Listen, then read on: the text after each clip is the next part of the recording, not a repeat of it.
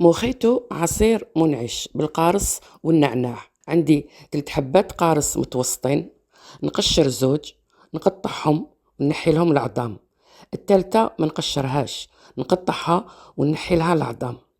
نحط القارص في الطاس تاع البلاندر، نزيد له اوراق نعناع، كاس سكر 200 غرام، نسحق لتر ونص ماء بارد قلاصي، نحط كمية منه، نميكسي العصير ونصفيه.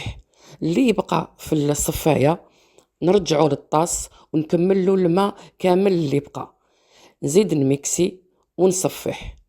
عصير الموخيتو راه جاهز معانا، عصير يبرد القلب، منعش ويوالم طاولة رمضان.